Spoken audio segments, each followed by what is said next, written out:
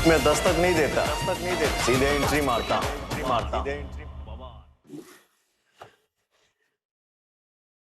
इस बार it was very good mummy, जहाँ पे मैं शूटिंग कर रही थी ना जौनपुर में,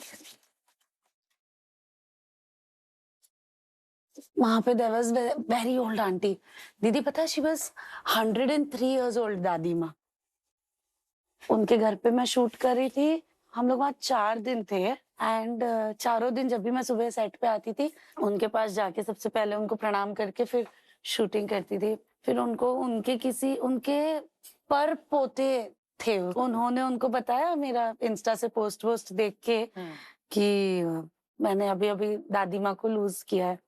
तो आंटी को 3rd डे पे पता चल चुका था एंड उसके बाद जब मैं 4th डे पे गई सुबह सुबह उनका पैर छूने, तो मेरे को अपने पास बैठा के आंटी दिन भर ऐसे जैसे दादी माँ करती थी पूरे टाइम, अरे बाबू इतना ना सोचे के उनके दिक्कत हो थोड़ी चल गई ठीक बा। तो मैं जब भी वहां पे थी, मुझे उनके साथ ऐसे लग रहा था मैं दादी माँ के ही साथ बैठ के बात करती हूँ। वो दादी ऐसे से पूरे टाइम अरे अब मैंने विग लगाई हुई थी शूटिंग के लिए, पर मुझे कोई फर्क नहीं पड़ रहा था, विग निकल जाए जो होना है वो। ये मुझे बहुत अच्छा लग रहा था, सेम दादी माँ की याद आ गई।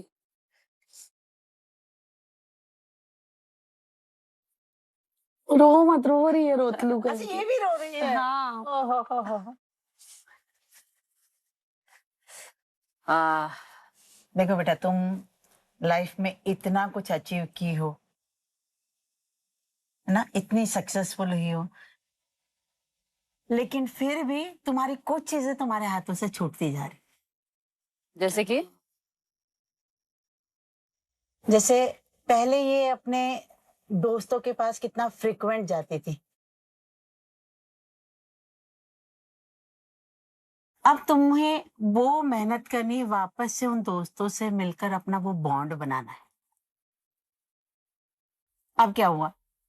उन्हीं दोस्तों से, अगर उनसे मिलना होता मुझे तो फिर उनसे मिलना बंद क्यों करती? तुम्हारे इंडस्ट्री में दोस्त नहीं है? नहीं, इंडस्ट्री के दोस्तों से प्रॉब्लम है, उसके अलावा चिल है, उन लोग से तो मैं मिलती हूँ। यहाँ पे कुछ रिलेशंस ऐसे रहे हैं मम्मा जिनको मैं वापस से रिलिव नहीं करना चाहती हूँ। I'll be very कुछ honest। तो ऐसे है जो ऑनेस्ट है तुम्हारे साथ, उनकी बॉन्डिंग बहुत अच्छी है, हाँ उनके साथ और ज्यादा मिलो। ओके। मम्मी बोल रही वो लोग जो तेरे को पॉजिटिव एनर्जी देते हैं, वो वाले फ्रेंड्स। मेरे को एक काउच बहुत पॉजिटिव एनर्जी देता है, जैसे मन करता है मैं दिन भर लोटी रहूं घर पे, कोई काम नहीं करूं, मुझे आलस आता है कुछ भी करने के लिए। मे बी बताओ ये क्यों हो रहा है? पता नहीं, अच्छा है मेरा काउच। है कि जानना नहीं चाहती है? नहीं पता नहीं, ऐसे क्यों नहीं जानना नहीं चाहूंगी। तुमको मैं बहुत टाइम से बोल रही हूँ कि थोड़ा सा अपने वेट पर मेहनत करो। देखो बेटा, तुम्हारे लिए मैं जैसे ये सेंटेंस मेरा आता है ना, तुम्हारा चेहरा थोड़ा सा बिगड़ जाता है। तुम दोनों को रेस करते हुए मैं बहुत हेल्दी थी, तुम लोग को ये भी सारी चीजें हेल्प थी कि मैं अगर घर पर नहीं हूं तो दादी है, चाचा है, चाची है, बट तुम अब बच्चा अडॉप्ट करने का सोच रहे हो, तो राइट? मतलब आप मुझे 2-3 चीजें एक साथ सुना रही हो। पहले कि मेरे बच्चे के पास दादा दादी नहीं रहेंगे, और दूसरा कि I am not taking care of my body. मैं गलत बोल रही हूँ? फोन खोलो, इंस्टा खोलो, कोई भी सोशल साइट खोलो, वहां पे ट्रोलर्स लाइन लगा के यही बोलते रहते हैं, at least home is my comfort space. यहाँ पे मैं बार बार यही वाली नजिंग नहीं चाहती हूँ। देखो बेटा, अगर तुम ये डिसाइड कर रही हो कि तुम्हारा बच्चा तुमको अडॉप्ट करना है, उसको कल को तुम गार्डन लेके जाओगी, उसको स्कूल छोड़ने जाओगी, है ना, वो अगर बोलेगी मम्मा मुझे आपके साथ क्रिकेट खेलना है, क्या तुम अपने आप को इस वक्त इतना फिट महसूस कर रही हो? और अगर इस पर ध्यान नहीं दोगी तो फ्यूचर में और ज्यादा फिट रहोगी कि उस बच्चे को संभालने के लिए जो होना चाहिए उतना हेल्थ तुम्हारी होनी चाहिए। बच्चे को संभालना बहुत आसान काम नहीं है बेटा। I feel fit in my body. आपको ऐसा क्यों लगता है या सबको ऐसा क्यों लगता है कि I am not fit, I can not take care of myself? ये देखो, मैंने ये उठाया, मैंने ये इधर रखा, ये उठाया इधर से इधर रखा, I can do things on my own. तुम्हें अगर ऐसा लगता है तुम इस बॉडी के साथ फिट रहोगी, मतलब तुम अपने बच्चे को संभाल सकती हो, तो मैं आगे कन्वर्सेशन नहीं करूँ। नहीं नहीं, इट्स ओके मम्मा, आप आगे कन्वर्सेशन करो बिल्कुल, बट अगर मैं मैं नहीं, तुम्हें ये नहीं कह रही हूँ कि तुम आज के आज, और मैंने तुमको पतला होने के लिए भी नहीं कहा है, मैंने तुमको कहा है कि बॉडी को थोड़ा फिट रखो। पता नहीं मम्मा, मतलब I don't like this conversation, every time I don't like this conversation. I cannot listen. बाहर भी दीदी प्लीज से समथिंग इन दिस, बाहर भी घर पे भी, डू आई डिजर्व दिस? मैं 24 कुछ घंटा गलत यही बोल बात। रही हूँ? अच्छा, ना डोंट मेक हर पर मैं रेफरी, मैं कुछ उससे गलत बात बोल कर रही हूँ, उसी के बीच में मत बोलो आप। नहीं, मैं कुछ गलत बोल रही हूँ? आप एस्टर लाइक दैट, तो बोलेगी कि आप सही बोल रहे हो। नहीं नहीं नहीं, मैं मम्मी की तरफ से नहीं बोल रही हूँ।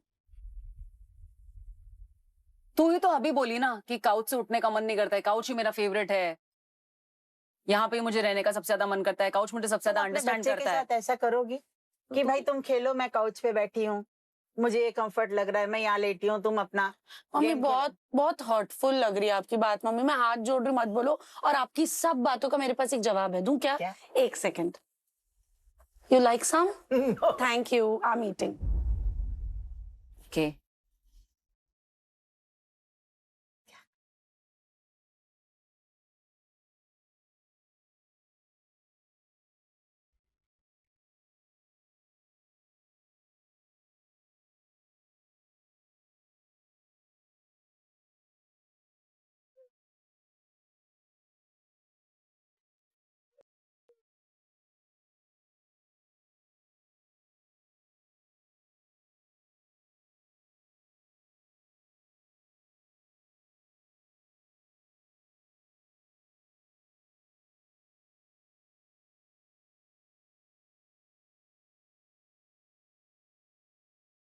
ये आजमगढ़ है। ये बहुत ही ऐतिहासिक जगह है।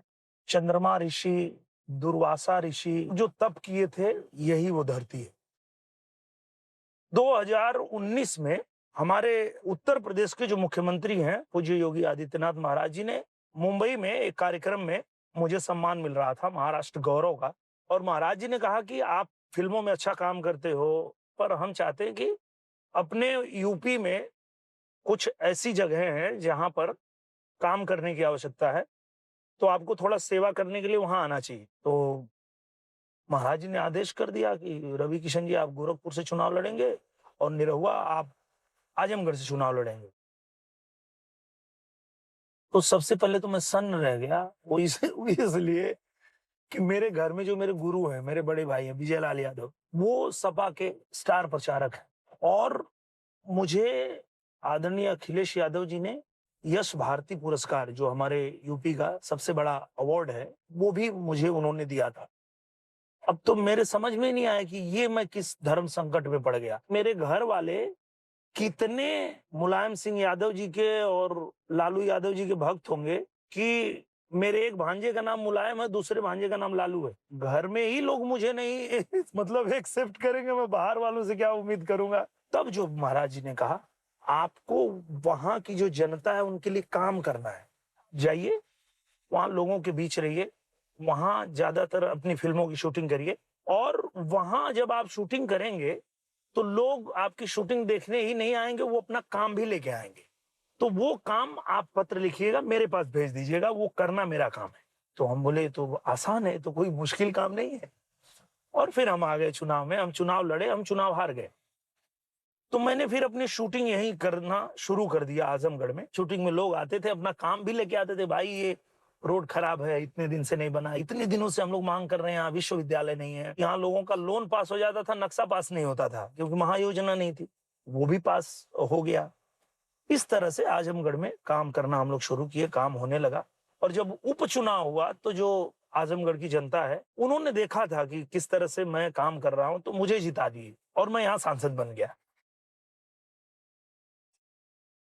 यहाँ पे अंतरराष्ट्रीय हवाई अड्डा पास हो गया, यहाँ जो है आरटीओ के लिए भवन है वो पास करवा लिया, किसान विद्यालय पास करवा लिया, यहाँ पे संगीत विद्यालय पास करवा लिया, रिंग रोड यहाँ पे पास करवा लिया, ऐसे काम होने लगा तो मुझे लगा यार आसान तो है राजनीति, कोई बहुत मुश्किल काम नहीं है। पूरे आजमगढ़ के एक एक काम करने के बाद भी फिर 24 में मैं हार गया।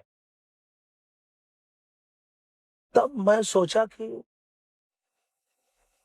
राजनीति बहुत अलग विषय है। उसमें जाति का समीकरण होता है, उसमें विपक्ष अपनी चीजें रखता है, कैसे करके उस समय दाव पेच खेले जाते हैं, जिस दाव पेच का मुझे कोई नॉलेज नहीं, कोई ज्ञान नहीं, आज भी नहीं है। इस पे मैंने आत्ममंथन भी किया कि क्या मैं किसी पद पे रहने के लिए राजनीति में आया, क्या मैं किसी लाभ के लिए आया। तो दिल से आवाज आई कि नहीं, मुझे तो आदेश मिला था कि जनता जिसने आपको हीरो बनाया है उनके लिए करना है, सेवा करना है, और इसलिए आया था। अब जब वही लोग जिन्होंने मुझे हीरो बनाया, वही किसान, वही माँ, वही चाची, कोई आ गया और उसने बताया कि मेरा बेटा ये काम है और आप यहाँ फोन कर दोगे तो हो जाएगा, तो मैं एक फोन मिलाता हूँ वहां और उनका काम हो जाता है, तो मुझे बड़ा अच्छा लगता है कि हाँ, मैं उनके लिए कर पा रहा हूँ। और मैंने अपने नाम के आगे ही निरहुआ हिंदुस्तानी इसलिए जोड़ लिया है कि मैं एक सच्चा हिंदुस्तानी हूँ।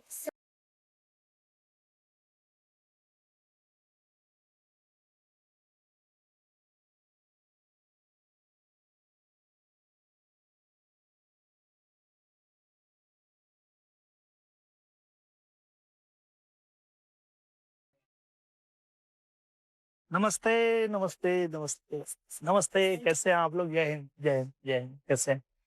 बहुत अच्छा, बहुत। अरे नहीं बेटा, पैर मत छू, पैर। थैंक यू, थैंक यू भैया। आइए।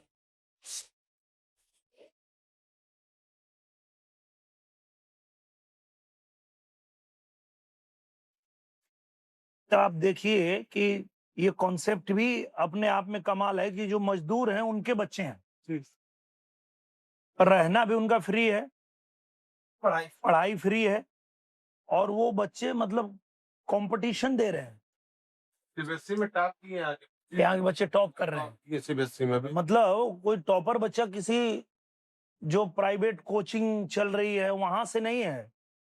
इस अटल आवासीय विद्यालय जो मजदूर के बच्चों के लिए चल रहा है, यहाँ का बच्चा टॉपर है। मेन चीज ये है।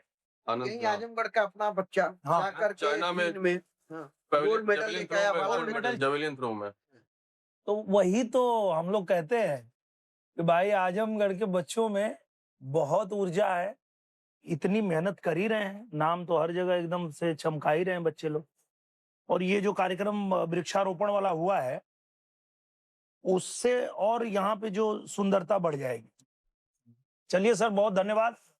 और आप बहुत अच्छा कर रहे हैं, बच्चों को ऐसे ही और प्रोत्साहित करिए। बाकी कुछ भी यहाँ पे सुविधा चाहिए, किसी भी चीज की जरूरत हो तो आप निसंकोच बताइए, वो कराने के लिए हम लोग हैं। अच्छा कर रहे हो आप लोग, बढ़िया कर रहे हो, शाबाश, है ना? अच्छा पढ़ाई करो, अच्छे से रहो। हाँ, और यहाँ जो पौधे लगे हैं ना बेटा, उसको भी ध्यान रखना आप लोग। हाँ, एक एक पौधे का ध्यान रखोगे तो पूरा हरा भरा हो जाएगा, पूरा एकदम। ठीक है।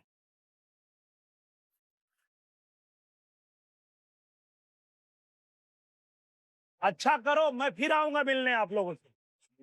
ठीक है।